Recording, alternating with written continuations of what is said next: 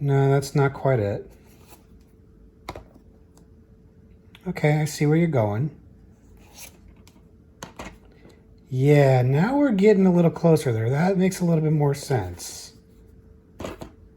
Uh-huh, I see where you're going. Let's put all of these together, and maybe, just maybe, we've got this movie.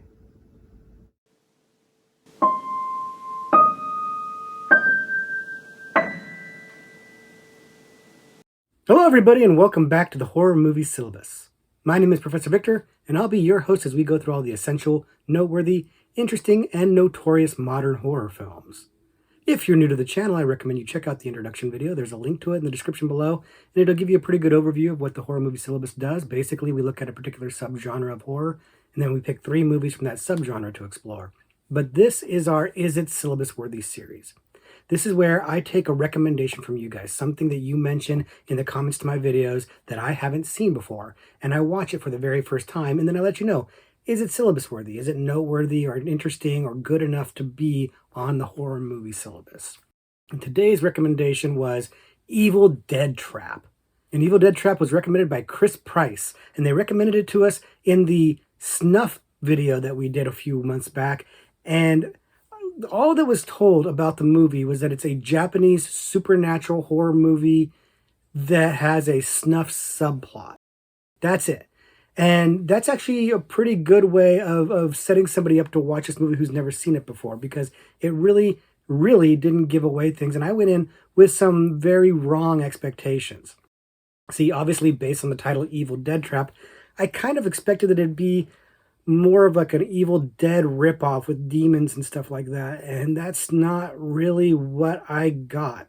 I went in blind, no trailers, no reviews, nothing but what Chris had said in that comment, and I was not prepared for what this movie was going to be at all. And is that a good thing? Is that a bad thing? Did I like it? Did I hate it? Well, let's find out.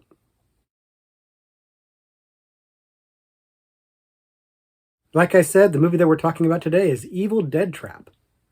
Evil Dead Trap came out in 1988 and was directed by Toshiharu Ikeda, who is known in Japan as a big director of what they call pink films, which is films that included nudity and sex and violence, and was often kind of tied into like exploitation-y type stuff or erotic thriller type stuff. So that's the kind of director that he is when he's coming to this project, and it's noteworthy for a couple of reasons that we're going to get into when we dive into the movie a little bit more closely. But first, if you haven't seen it before, the movie is about a woman who runs like a late night video program where people send in videos to be shown on her channel, and she gets sent what appears to be a snuff film, and she decides to start investigating its origins, which leads her to a very mysterious place that is shut down and empty, or so her and her crew think. As they decide to explore this area, weird things start happening. They split up, which is always a bad idea, and start getting knocked off one by one as the hijinks start to abound. And then things get really, really weird. But we're going to go ahead and stop there so as to not spoil it for anybody who hasn't seen it before. But Evil Dead Trap is interesting for a number of reasons, but not the least of which is how it defies expectations. Not just the expectations I had from the title Evil Dead Trap, because it's definitely not Evil Dead. It's not an Evil Dead knockoff or ripoff at all. It's hardly even influenced by that, except for there's a couple of POV shots that look very reminiscent of the POV shots from Evil Dead. But it's really a kind of a slasher movie. It's really setting up a bunch of slasher kills that are gory and mostly fun. They're kind of garish, and there's also this underlying mystery. Like the movie kind of starts out a little bit like Ringu, like The Ring, where you've got a mysterious tape and you're trying to uncover the origins of it. There's a woman investigating this tape and trying to figure out where it came from, and so it starts out kind of like The Ring, but then it goes to someplace a little different. Like I said, once the killing starts, it really does start to feel like a slasher movie, but really it's more like a giallo film. It's like a Japanese giallo film. It's really stylish kills. The violence is kind of over the top. It's kind of mostly played for fun. It's a little bit gory, but it's not it's not as, I don't know how to say this. It's not that it's not mean spirited, but it has more of that giallo vibe than it does the slasher vibe. It's got this like 80s synth soundtrack that sounds very much like a giallo soundtrack. Kind of has that goblin-esque sound to it. Like when you hear the music, you will kind of think of like Dario Argento goblin music. You will definitely get that vibe, and it's a good thing because it's working for the movie. It took me a little while to realize this. It took me a little while to get my bearings to figure out what was going on because, like I said, I was expecting something very, very different. And again, it starts out kind of feeling like The Ring with this mystery that gets set up, and then the mystery kind of carries through.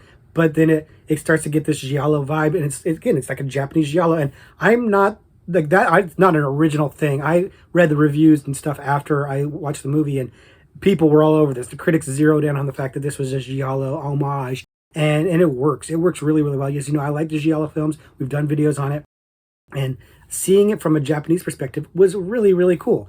Again, they have this ability to do these kills in a kind of giallo fashion where there is a little bit of like style to them and a little bit of interesting, weird setup to them that worked for me. It kept me very much engaged, but not the whole time.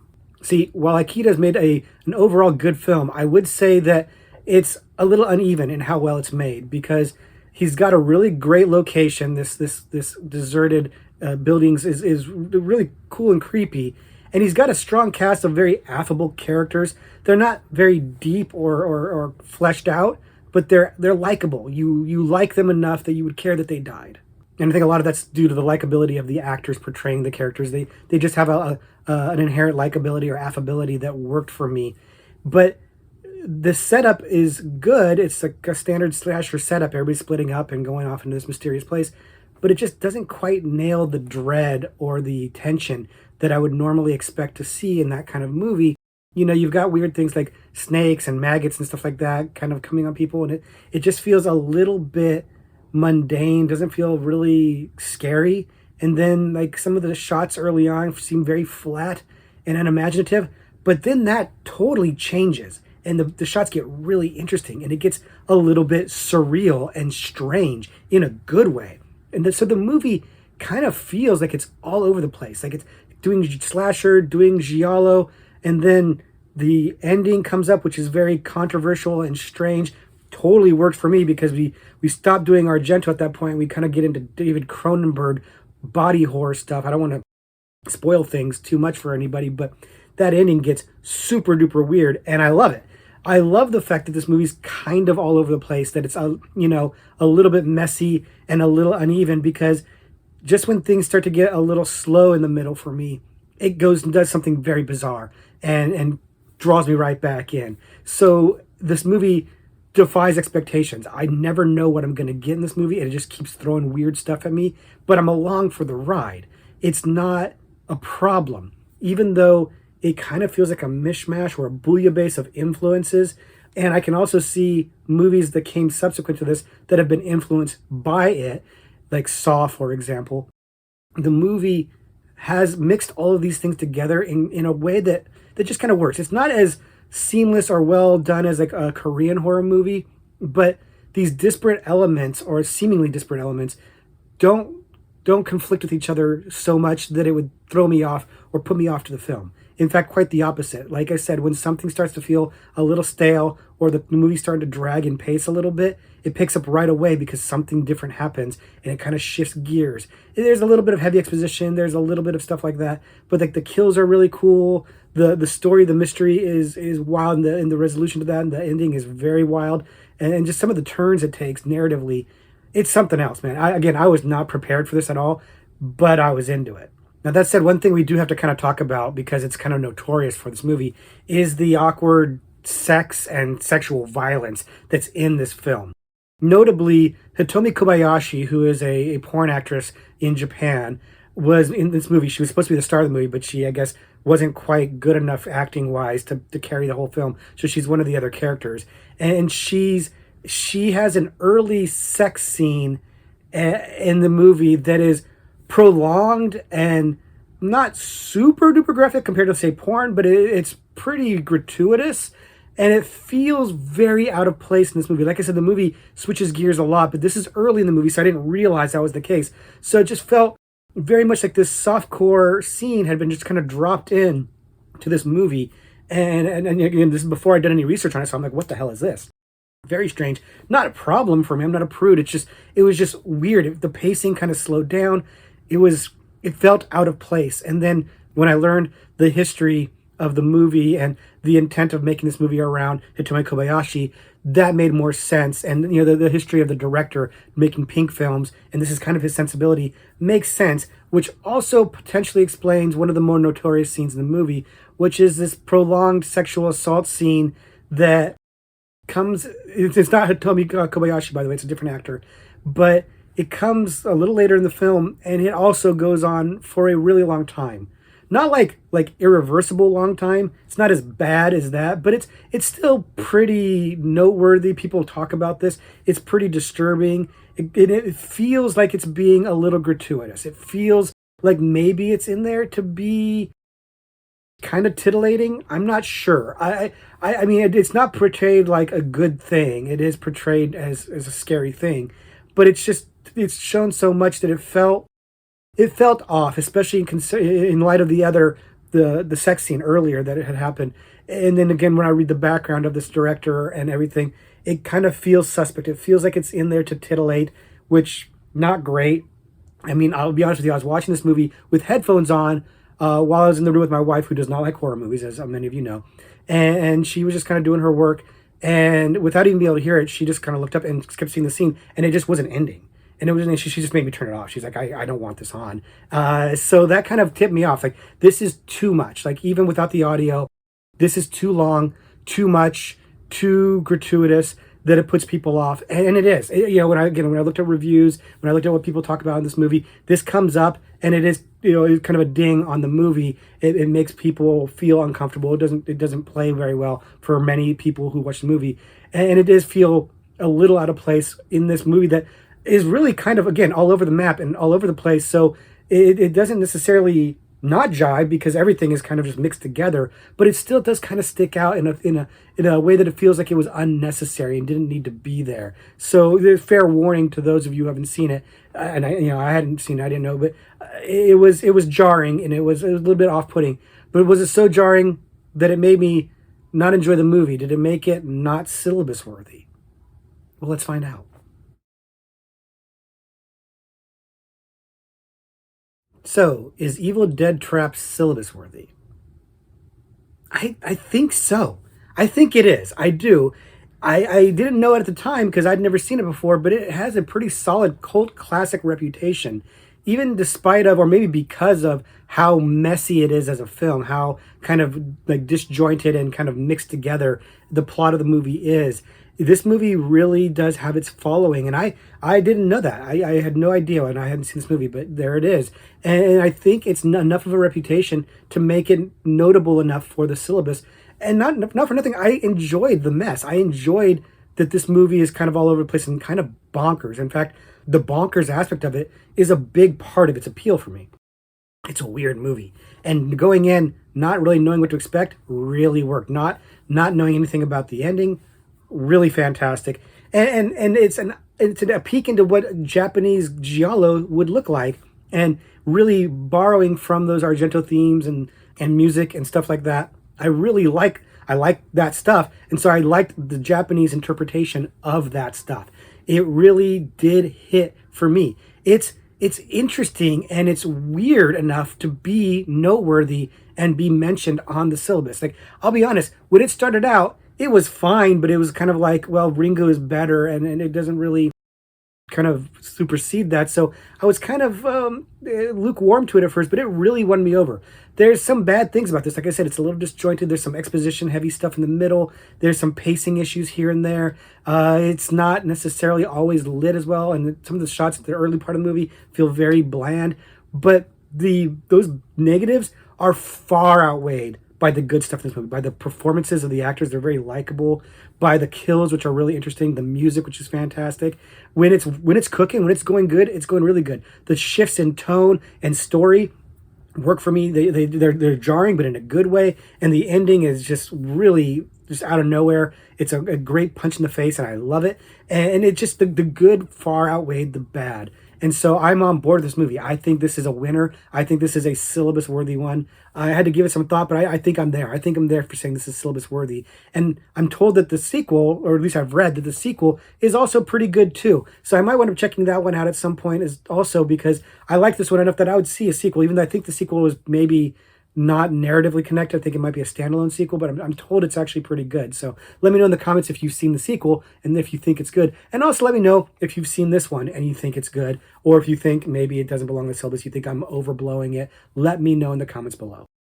So those are my thoughts on Evil Dead Trap. Quite a ride. I wasn't prepared for it, but I'm glad I got on that ride because I had a blast with it. Thank you very much, Chris. This was a winner. I'm really glad you picked this one. And now it's time for me to pick a horror trivia pursuit card to talk about. As you know, I like to answer a question live on camera and see if I can answer it or if I'm going to embarrass myself. And today we're going to look at the killer category because, again, this is kind of like a giallo slasher film. So let's look at the killer category for this. And here's the question. What actor from 1960's The Magnificent Seven played the henchman of the principal character played by Vincent Price in 1953's House of Wax? Well, isn't this serendipitous? See, I would not have known the answer to this like a week ago. But I just happened to have rewatched House of Wax in the last week, thanks to Josh from Movie Timelines doing his Dead Last on Vincent Price. That's coming up soon, or it might already be out by the time this video airs. And it is, I'm participating in that, so I'm watching Vincent Price movies, and of course I watched House of Wax. And so I know the answer to this question, because it's kind of a noteworthy actor for me, particularly for my family. It really is kind of noteworthy, and I guess maybe, I don't know, not a very good hint unless you're in my family, I suppose. But this is one that, again, I wouldn't have known this like a week ago, but it stood out to me watching it now because of who it is. So I know the answer to this question. I'm pretty much 100% sure I know the answer to this question. And I'm just kind of prattling on a little bit to give you guys some time. You guys have seen House of Wax, the original House of Wax. I know that there's the remake that people like. We'll talk about that at some point. We're going to talk about possibly both these movies at some point, frankly. It's a little bit of a insight into the future of the channel, but that's a ways off, to be honest with you. But that original House of Wax, it's a classic for a reason. Vincent Price, he's a legend for a reason. And this actor is, in my opinion, a legend for a reason. So that's my prattling. Lock in your answer or get your guess ready because I'm about to make my guess and then we'll check the answer. So my guess, and I'm pretty sure I'm right, is Charles Bronson. So let's go ahead and see if I'm right. The card says Charles Bronson, though he was credited as Charles Buczynski. I don't know. I didn't recognize the name in the credits, but I recognize Charles Bronson because my family loves Charles Bronson. Death Wish, all of those things. Mr. Majestic, 10 to Midnight, great movie. You know, Mexican families just love Charles Bronson. I'm not sure what it is, but Charles Bronson, growing up, was a big name to me, a big deal. So when I spotted him in House of Wax, I'm like, oh yeah, Charles Bronson, that's awesome that he's in this. And then this question literally brings up something that I noted myself when I was watching that, like just 5-6 days ago. So total serendipity, that question. Just the timing of that question is immaculate for me. Did you get it right? Did you guess Charles Bronson? Did you get Charles Buczynski or whatever they called him? I'd like to know in the comments. Let me know what your answers were. Let me know what your wrong answers were because those are always fun. Thank you guys very much for hanging out to the end of this video. I really appreciate you watching. I appreciate your support. Chris, I appreciate this recommendation. I appreciate the recommendations from the rest of you. You guys have been killing it, so keep doing it. And maybe if I hit something I haven't seen, maybe it'll make it into another video. So until then, let's just say, class dismissed.